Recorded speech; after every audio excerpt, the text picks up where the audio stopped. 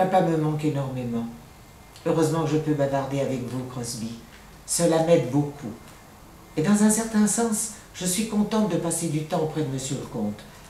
Nous essayons de discuter, même s'il a de plus en plus de mal à articuler. Parfois, j'ai l'impression que c'est lui qui tente de me remonter le moral. Oui, c'était autrefois un homme de bon conseil. Hélas, aujourd'hui, il ne prononce plus que quelques mots d'affilée qu'il oublie sur le champ. C'est terrible d'être aussi diminué et de ne rien pouvoir faire à part attendre la fin. Allons, venez, mademoiselle Amanda. Je dois refermer la salle. Il y a une personne qui souhaiterait voir monsieur le comte. Je me demande si cela est bien raisonnable. Bien sûr que si. Pour une fois que sa seigneurie reçoit de la visite, nous n'allons pas la priver de ce plaisir. De qui s'agit-il? Un pasteur, le révérend Richardson. Richardson, mon vieil ami, je vous en prie, faites-le entrer, Crosby. Restez, Amanda, vous ne dérangez pas, n'est-ce pas, Walter? Pas du tout, et puis je ne voudrais pas vous priver d'une si charmante compagnie, mon ami. Amanda Walton est charmante, en effet. Elle veille sur moi comme un ange dans cette existence misérable qui est devenue la mienne. Elle est mon seul rayon de soleil. Vous êtes infirmière, mon petit? Pas du tout. Je suis une sorte de dame de compagnie qui aurait l'expérience des malades. Voyez-vous, mon père, qui était passeur comme vous, est décédé tout récemment. Comme je n'avais plus personne et que sa seigneurie avait besoin de soins et de distraction, j'ai décidé de me rendre utile. Ce qu'elle veut dire, c'est que personne d'autre n'a voulu approcher le monstre que je suis. Et tant mieux, puisque vous pourrez ainsi bénéficier de la présence de cet ravissant enfant. Vous avez raison, Walter. Vous avez toujours eu une nature optimiste. C'est dans mon caractère, je l'avoue, comme vous étiez pessimiste en Malaisie sur la tournure que prendrait la crise politique. Il fallait toujours que je vous remonte le moral. La Malaisie. Oh oui, parlez-moi du bon vieux temps, mon cher Walter. Depuis mon départ, je suis sûr que vous avez 1000 anecdotes à me raconter. Vous ne croyez pas si bien dire. Vos récits sont certainement passionnants, révérend. Mais je viens de me rappeler que j'ai promis d'aider Madame Crosby à écosser les petits pois. La pauvre, elle a bien du mal avec son arthrite. J'en profiterai pour vous ramener un bouquet, Milord. Merci, mon enfant. Allez, vous dînerez avec mon ami Walter ce soir. Et, si vous le voulez, il vous racontera la Malaisie. Quelle bonne idée! C'est un pays qui m'a toujours intriguée. En fait, l'Extrême-Orient me fascine. J'aimerais tellement y aller. Et vous feriez une bien jolie aventurière. Voilà, voilà, buvez un peu. Vous devez obéir aux ordres du médecin. Vous savez bien que ce médicament vous soulage. Voulez-vous que je vous apporte un autre oreiller? Non, non. Écoutez-moi. Essayez de vous rendormir, Milord. Il a fait très chaud aujourd'hui. Et j'ai ouvert la fenêtre pour que vous vous sentiez mieux. Si vous le souhaitez, je peux écarter le rideau et vous apercevrez le ciel étoilé. C'est la pleine lune ce soir. Non. J'ai beaucoup réfléchi. Écoutez-moi, s'il vous plaît. Je vous écoute. Voilà. J'ai beaucoup pensé à ce que vous avez dit cet après-midi. Vous êtes désormais seul au monde, et quand je serai mort, vous vous retrouverez à la rue. Cela, je ne le veux pas. Je vous suis si reconnaissant pour votre bonté et votre patience. Alors, j'ai une solution, si elle vous agrée. Une solution, vraiment. De quoi s'agit-il? Épousez-moi. C'est très aimable à vous de vous soucier de mon avenir, mais il ne faut pas avoir de telles pensées morbides. Ne vous inquiétez pas, je resterai ici aussi longtemps que vous aurez besoin de moi. Vous devez vous concentrer sur votre guérison, et je suis sûre que vous irez mieux.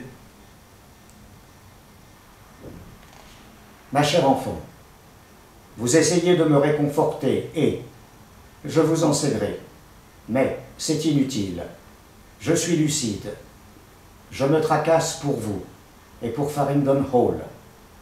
Revoir mon ami Walter Richardson m'a fait du bien et je me sens maintenant apaisé, prêt à affronter la mort en toute sérénité. Cependant, l'idée que vous serez bientôt livré à vous-même et que cette demeure sera vouée au délabrement, cela, non. Je ne peux le supporter. Là, ne vous agitez pas, vous vous angoissez et voyez le résultat.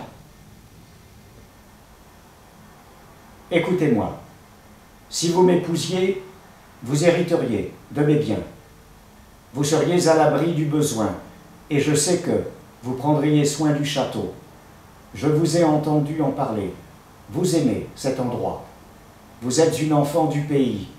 Vous ne laisseriez pas Farringdon Hall tomber en ruine. Je sais que je peux avoir confiance en vous.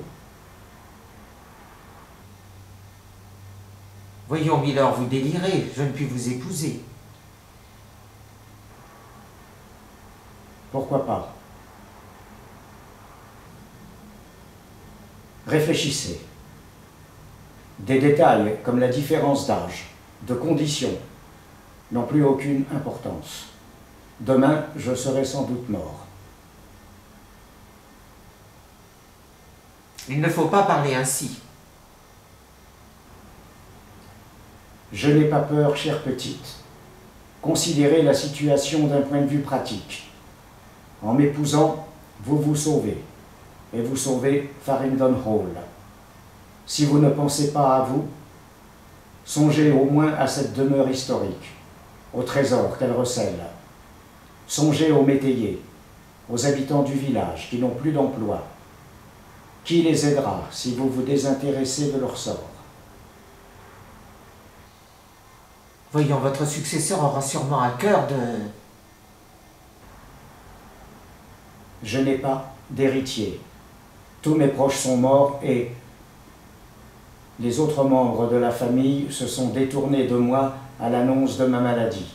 Vous le savez pertinemment. J'avais une jeune sœur autrefois, mais elle a disparu. Je n'ai jamais eu de ses nouvelles et je suppose qu'elle est morte aujourd'hui.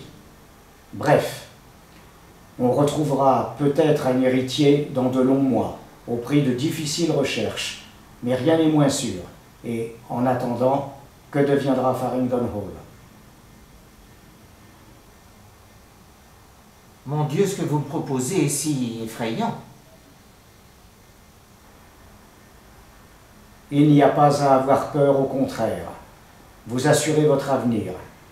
Quant à la tâche que je vous confie, je sais que vous en êtes digne, Amanda.